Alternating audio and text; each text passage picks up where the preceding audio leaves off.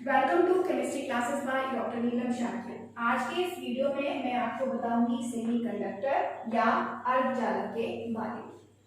Semiconductor या अर्धचालक ऐसे सब्सटेंसेस या ऐसे पदार्थ होते हैं जिनकी इलेक्ट्रिकल कंडक्टिविटी, विद्युत चालकता, इंसुलेटर, कुचालक और कंडक्टर, सुचालक के बीच की होती है। इंसुलेटर इनमें तो इलेक्ट्रिकल कंडक्टिविटी होती ही नहीं है और कंडक्टर, सुचालक इनकी कंडक्टिविटी बहुत ज्यादा होती है, विद्युत चालकता बहुत ज्यादा होती है। तो हम कह सकते हैं कि सेमी कंडक्टर्स ऐसे सब्सटेंसेस हैं जिनकी विद्युत चालकता सुचालक से कम होती है और कुचालक से ज्यादा होती है। सेमी कंडक्टर्स को हम दो भागों में विभाजित कर सकते हैं। इंट्रिंसिक सेमी कंडक्टर, आंतरिक अर्धचालक, और एक्सट्रिंसिक सेमीकंडक्टर वह है अर्धचालक। अब हम बात करते हैं यहाँ पर इंट्रिंसिक सेमीकंडक्टर्स। जो इंट्रिंसिक सेमीकंडक्टर्स हैं ये इंसुलेटर को हीट करके बनाए जाते हैं, यानी कि जो इंसुलेटर्स हैं उनको हीट किया जाए तो उनमें कुछ इलेक्ट्रिकल कंडक्टिविटी आ जाती है और वो सेमीकंडक्टर्स में चेंज हो जाते हैं और वही कहलाते हैं इंट्रिंसिक सेमीकंडक्टर या आंतरिक अर्धचालक। इंट्रिंसिक सेमीकंडक्टर्स को समझने के लिए हम यहाँ पर एग्जाम्पल लेते हैं 4th A ग्रुप के सिलिकॉन या जर्मेनियम के क्रिस्टल्स की। सिलिकॉन, प्योर सिलिकॉन या प्योर जर्मेनियम के जो क्रिस्टल्स होते हैं उनमें जर्मेनियम या सिलिकॉन के एटम्स आपस में कोवैलेंट बॉन्ड्स के द्वारा या सहसंयोजक बंध के द्वारा बंधे रहते हैं। ये 4th A ग्रुप के एलिमेंट्स हैं, तो इन सभी के बाह्य कोश में या आउटर मोस्ट ऑर्बिट में 4 इलेक्ट्रॉन्स होते हैं।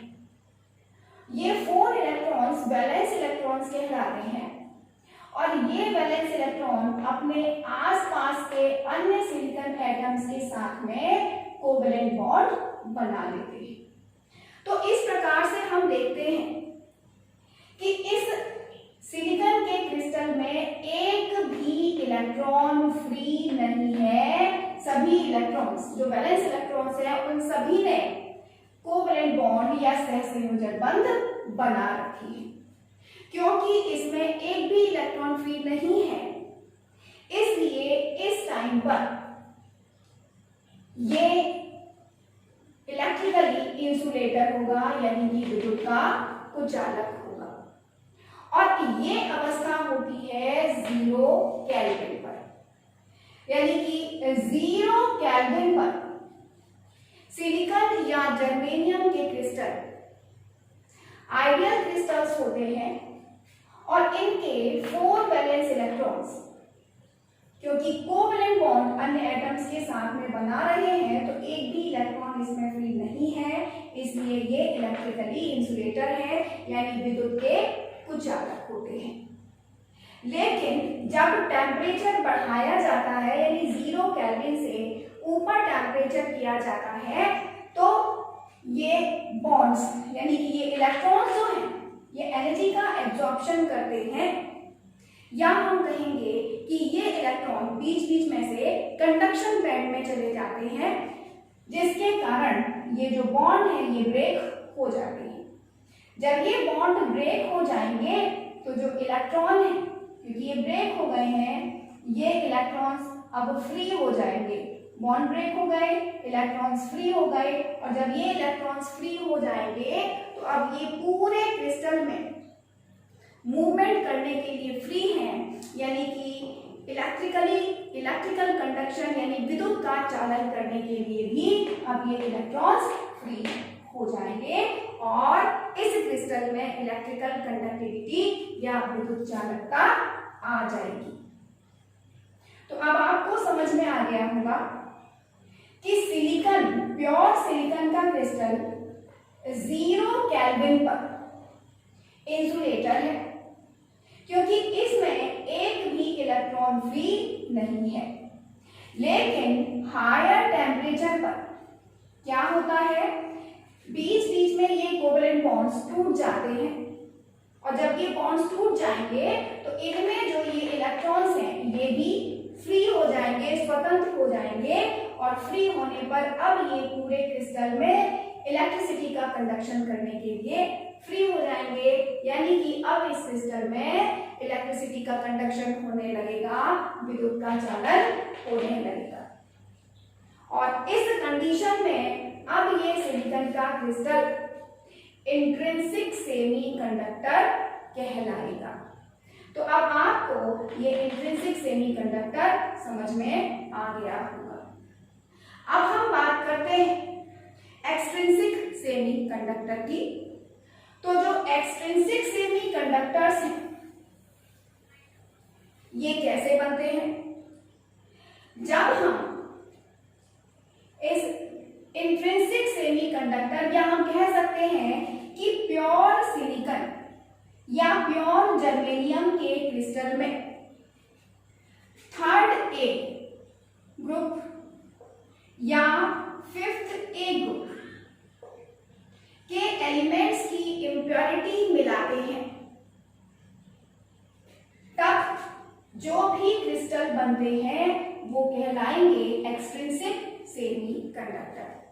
फिर से समझिएगा कि जब प्योर सिलिकॉन या प्योर जर्मेनियम के क्रिस्टल में 3rd A ग्रुप के एलिमेंट्स जैसे कि बोरॉन, एल्यूमिनियम, या 5th A ग्रुप के एलिमेंट्स जैसे कि फास्फोरस, आर्सेनम,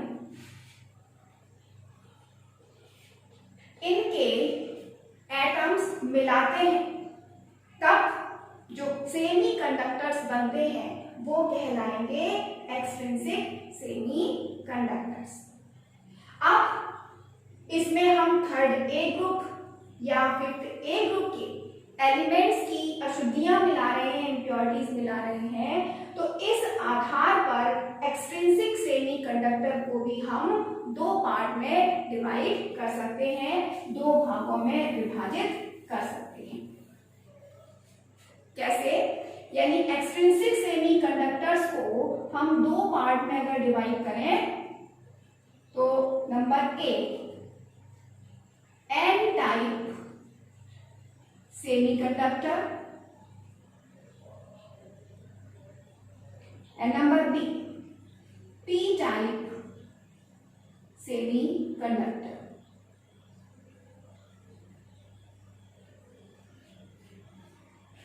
तो एक्सट्रिंसिक सेमीकंडक्टर्स को भी हम 2 भागों में विभाजित कर सकते हैं, N टाइप सेमीकंडक्टर और P type semiconductor. N type semiconductors कौन से होते हैं समझिएगा। जब हम प्योर सिलिकॉन या प्योर जर्मेनियम के क्रिस्टल में 5th A ग्रुप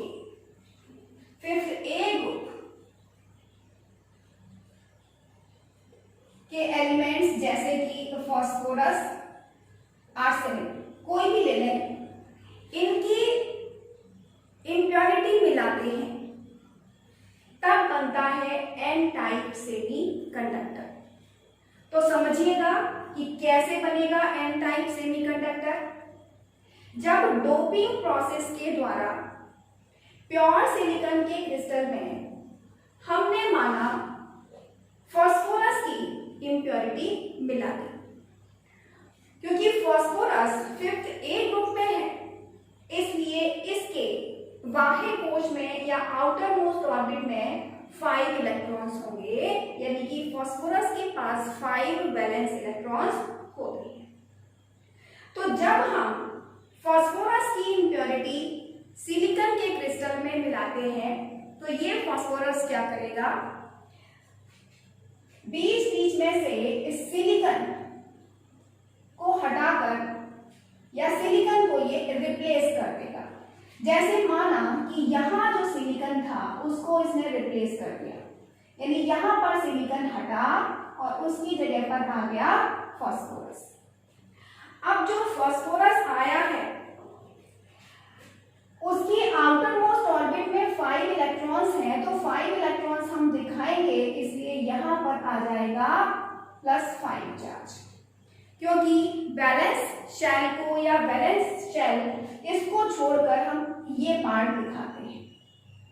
अब 5 इलेक्ट्रॉन्स हैं, तो 5 इलेक्ट्रॉन्स में से 1 2 3 4 इलेक्ट्रॉन्स को अपने आसपास के सिलिकॉन एटम्स के साथ कोवैलेंट बॉन्ड बना लेते हैं, लेकिन जो 5th इलेक्ट्रॉन होता है ये इलेक्ट्रॉन फ्री रहता है,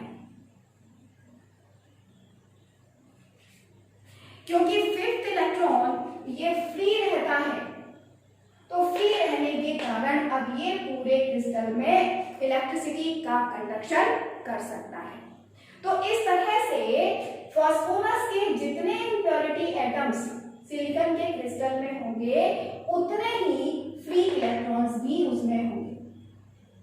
ये इलेक्ट्रॉन क्योंकि पूरे क्रिस्टल में फ्रीली मूव कर सकते हैं और इलेक्ट्रिक के कंडक्शन के लिए रिस्पॉन्सिबल होते हैं, यानी कि विद्युत के चालन के लिए उत्तरदायी होते हैं, और इन इलेक्ट्रॉन्स पर चार्ज कैसा होता है, निगेटिव चार्ज होता है, तो निगेटिव का एंड ले लिया जाता है, इसीलिए इस क्रिस्टल को हम कहते हैं एन टाइप सेमीकंडक्टर।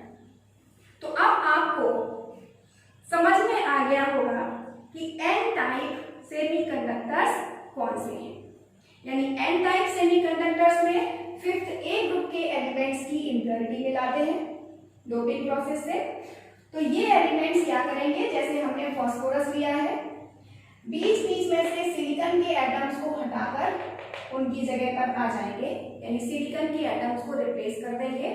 इनके बाह्य कोश में या आउटर मोस्ट ऑर्बिट में 5 इलेक्ट्रॉन्स हैं, तो 5 में से 4 ने कोवैलेंट बॉन्ड बना लिए, जबकि 5th इलेक्ट्रॉन फ्री रहता है, और फ्री रहने के कारण अब ये पूरे क्रिस्टल में मूव कर सकता है, यानी कि इलेक्ट्रिसिटी का कंडक्शन करने के लिए उत्तरदायी होता है या रिस्पॉन्सिबल है। क्योंकि इलेक्ट्रॉन पर नेगेटिव चार्ज है, इसीलिए इस टाइप के सेमीकंडक्टर्स कहलाते हैं एन टाइप सेमीकंडक्टर्स। अब हम बात करते हैं पी टाइप सेमीकंडक्टर्स की। तो पी टाइप सेमीकंडक्टर्स कैसे बनते हैं, जब प्योर सिलिकॉन या जर्मेनियम के क्रिस्टल में 3rd A ग्रुप के एलिमेंट्स की इम्प्योरिटी मिलाएं, जैसे कि हमने मिलाया बोरॉन या एल्युमिनियम एलिमेंट, यानी प्योर सिलिकॉन या जर्मेनियम के क्रिस्टल में बोरॉन या एल्युमिनियम के एटम्स मिलाने पर जो सेमीकंडक्टर बनता है वो पी टाइप सेमीकंडक्टर कहलाता है। अब वो पी टाइप सेमीकंडक्टर क्यों कहलाता है तो समझिएगा। अब हम फिर से लेते हैं सिलिकॉन का आइडियल क्रिस्टल लेते हैं। सिलिकॉन का आइडियल क्रिस्टल ये है, जिसमें सभी एटम्स हैं, इनके आउटर मोस्ट ऑर्बिट में बाह्य कोश में 4 इलेक्ट्रॉन है, और जो अपने आसपास के सिलिकॉन एटम्स के साथ में कोवैलेंट बॉन्ड्स बनाते हैं। जब हम 3rd A ग्रुप के एलिमेंट्स की इम्प्योरिटी इसमें मिलाते हैं, जैसे हमने माना एल्युमिनियम की अशुद्धि हमने इसमें मिलाई, एल्युमिनियम की इम्प्योरिटी हमने मिलाई, तो एल्युमिनियम क्या करेगा, पहले की तरह से ही जो एल्युमिनियम एटम है बीच बीच में से सिलिकॉन एटम को रिप्लेस कर देते हैं। जैसे माना कि यहाँ का सिलिकॉन एटम एल्युमिनियम से रिप्लेस हो गया। अब एल्युमिनियम 3rd A ग्रुप का है, तो एल्युमिनियम के आउटर मोस्ट ऑर्बिट में 3 इलेक्ट्रॉन्स होते हैं, यानी इस पर हम लगाएंगे 3 पॉजिटिव चार्ज, यानी ये वैलेंस शेल में केवल 3 इलेक्ट्रॉन्स होंगे। तो हम ये कहेंगे कि एक जगह इलेक्ट्रॉन नहीं होगा, एक ये इलेक्ट्रॉन हो गया, एक ये हो गया और एक ये। एल्यूमिनियम के बाह्य कोश में 3 इलेक्ट्रॉन्स हैं। तो ये एल्यूमिनियम अपने आसपास के 3 सिलिकॉन एटम्स के साथ सहसंयोजक बंध या कोवलेंट बॉन्ड बना लेता है, जबकि 4th सिलिकॉन या चौथे सिलिकॉन एटम के सामने इसके पास इलेक्ट्रॉन नहीं होता, वहां पर बन जाता है एक होल।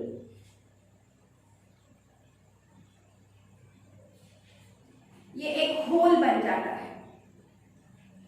अब ये होल बन जाने के कारण क्या होगा, जो भी नियर बाय एटम्स होंगे, इलेक्ट्रॉन्स होंगे, यानी कि ये पास में इलेक्ट्रॉन है या इस साइड में ये इलेक्ट्रॉन है, ये यहां आ सकता है। जैसे कि हमने माना कि अब इधर से लेते हैं, माना ये इलेक्ट्रॉन यहां होल में आ गया, तो जब ये इलेक्ट्रॉन यहां आया तो यहां तो हो गया इलेक्ट्रॉन और होल कहां पहुंच गया, इस जगह पर, होल यहां आ गया। इसी तरह से अब माना हमने ये इलेक्ट्रॉन आ गया यहां पर, तो जब ये इलेक्ट्रॉन यहां आ जाएगा तो होल कहां आ जाएगा, इस जगह पर। इसी तरह से जब ये इलेक्ट्रॉन, ये वाला इलेक्ट्रॉन यहां आ गया तो यहां तो हो गया इलेक्ट्रॉन, होल कहां पहुंच गया, यहां पर। तो हमने क्या देखा कि जो इलेक्ट्रॉन है जिस डायरेक्शन में आगे बढ़ रहा है, इस डायरेक्शन में जो होल है उसके ऑपोजिट डायरेक्शन में, विपरीत दिशा में आगे बढ़ रहा है। हम फर्स्ट शुरुआती कंडीशन ले लेते हैं एल्यूमिनियम वाली, यानी यहां पर होल है, यहां इलेक्ट्रॉन है ये। तो हमने क्या देखा कि होल में इलेक्ट्रॉन आते हैं तो वहां इलेक्ट्रॉन आ जाएगा और उसकी जगह पर होल बन जाएगा। तो यहां पर इलेक्ट्रॉनिक मूवमेंट होता है। इलेक्ट्रॉनिक मूवमेंट अगर इस साइड में हो रहा है तो जो होल का मूवमेंट है जस्ट उसके अपोजिट साइड में, विपरीत दिशा में होता है।